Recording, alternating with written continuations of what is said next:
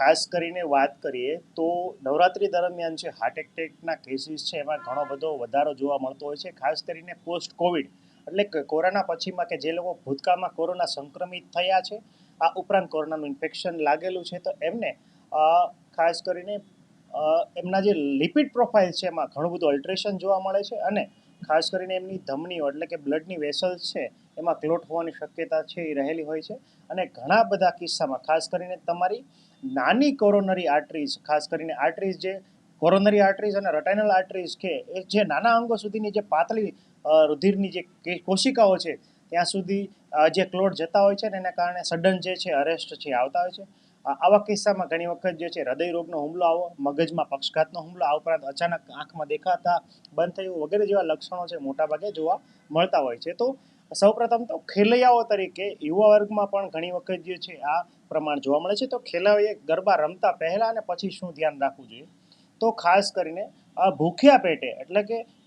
ભૂખ્યા પેટે અને વિધાઉટ હાઇડ્રેશન એટલે કે પાણીનું પ્રવાહીનું સેવન કર્યા વિના જે છે ગરબા રમવા હિતાવહ નથી. ગરબા રમતા પહેલા સંપૂર્ણ રીતે તમારા શરીરની અંદર ગ્લુકોઝની માત્રા છે એ જાળવવી જોઈએ. આ ઉપરાંત ગરબા માટે એકદમ સ્ટ્રેનિયસ લાંબા રાઉન્ડ કરતા થોડા કટકાના વિરામે તમારે થોડો આરામ જે છે એ ખૂબ જરૂરી છે.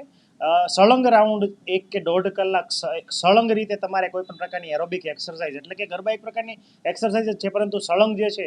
એ ના કરતા થોડો પોઝ એટલે કે વચ્ચે વિરામ લેવો ખૂબ જ હિતાવહ છે. વિરામના સમયે પણ તમારે જે છે એ ખાસ કરીને તમારા શરીરમાંથી જે પાણી જે છે અથવા પ્રવાહીની માત્રા જે પરસેવા સ્વરૂપે નિકાલ થઈ હોય તો એ ઇન્ટેક જે છે એ ખૂબ કરવો જરૂરી છે. એટલે કે સમયાંતરે તમારે ઇન બિટવીન પાણી અથવા ગ્લુકોઝનું સેવન પણ કરવું હિતાવહ છે. ખાસ કરીને ઘણી વખત લોકો જે છે હાઇડ્રેટેડ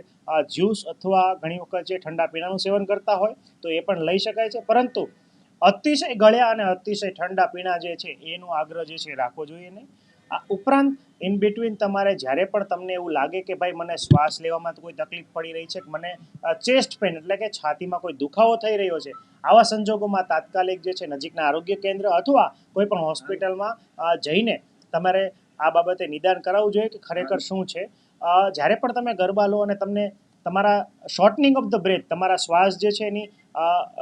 જે લંબાઈ જે છે એ ઘટવા માંડે અને તમને શ્વાસ લેવામાં તકલીફ થાય, મોઢેથી શ્વાસ લેવાની જરૂરત ઊભી થાય, આ ઉપરાંત ઇન બિટવીન તમારે જ્યારે પણ તમને એવું લાગે કે ભાઈ મને શ્વાસ લેવામાં કોઈ તકલીફ પડી રહી છે, મને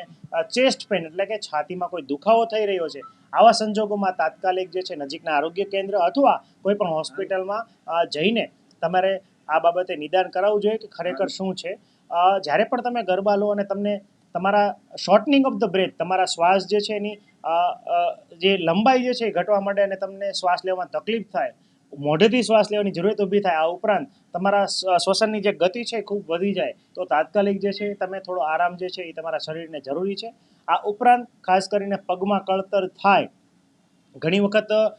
હાલ જે જોવા જઈએ તો પગમાં કળતર થાય, હાથ પગમાં કળતર થાય અથવા દુખાવો થાય, આવા સમયે પણ તમારે જે છે તમારા શરીરમાં લેક્ટ્યુલોઝનું લેવલ વધતા તમારે આરામની જરૂરિયાત છે, એટલે થોડો વચ્ચે ઇન બિટવીન રેસ્ટ લેવો જરૂરી છે. આ ઉપરાંત તાત્કાલિક જે છે ઘણી વખત જે છે એ સળંગ 12-1 કે મોડે સુધી જાગવાને કારણે પણ ઘણી વખત તકલીફો થતી હોય છે. તો ખાસ કરીને નવરાત્રિના દિવસો દરમિયાન ઓછામાં ઓછી 6 કલાકની ઊંઘ છે દરેક ખેલૈયાએ લેવી જોઈએ, જેથી તમારા શરીરમાં એક્ઝોશનનું પ્રમાણ છે ઘટી શકાય. આ ઉપરાંત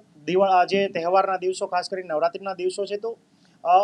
થોડા સમયના અંતરાલે તમારે થોડો ખોરાક જે છે એ લેવો જોઈએ. ખાસ કરીને વાત કરીએ તો પચવામાં હળવો હોય એવો ખોરાક લેવો ખૂબ હિતાવહ છે. અને ગરબા લેતા પહેલાં તમારો high carbon diet means high carbohydrate વાળો ડાયટ જે છે એ લઈને જાઓ તો ખૂબ જ વધારે હિતાવહ છે, જેનાથી છે એ તમારે સિનકોપ એટલે કે બેભાન પડવું વગેરે જે છે ઘટનાઓ છે ના ઘટે વગેરે ધ્યાન લઈ શકાય છે. આ ઉપરાંત ખાસ કરીને દરેક ખેલૈયાઓએ પોતાના હાઇડ્રેશન એટલે કે પાણીના લેવલનું ખૂબ ધ્યાન રાખવું જરૂરી છે. અને આ દિવસો દરમિયાન જે કોઈ સ્ટ્રેનિયસ એટલે કે વધુ પડતા શ્રમવાળું કોઈ કામ જે છે એ પણ ટાળવું જોઈએ. અને જો તમને બીપી ડાયાબિટીસની ખાસ તકલીફ હોય અથવા કોઈ અન્ય શ્વાસ લેવામાં તકલીફ હોય, ખાસ કરીને ઘણાને ફેફસાની કોઈ તકલીફ હોય તો એવા વ્યક્તિઓએ ખૂબ જ લાંબા સમય સુધી ગરબા રમવાના છે એ ટાળવા જોઈએ. ખાસ કરીને બાળકો જે છે, ઓબેઝ બાળકો જેનામાં મેદસ્વીતાનું પ્રમાણ વધારે છે, આ ઉપરાંત જે ખેલૈયાઓ છે એમાં પણ મેદસ્વીતા જોવા મળે તો એમણે પણ થોડા સમયે વિરામ લેવો જોઈએ અને સ્ટ્રેનિયસ એકદમ સિવિયર ગરબા જે છે કરવા એ ના જોઈએ અને વિરામના અંતરે ગરબા લેવા જોઈએ. જે લોકો બીમારી છે, લાંબા ગાળાની બીમારીથી પીડિત છે, ખાસ કરીને વાત કરું ડીબીપી ને ડાયાબિટીસ જે છે એમાં જ હૃદયરોગના હુમલા આવવાની શક્યતા હોય તો એમણે પણ ખાસ છે પૂર્ણ દવાની તકેદારી સાથે અથવા ફિઝિશિયન સાથે કન્સલ્ટ કર્યા પછી જ જે છે એ ગરબા લેવા જોઈએ.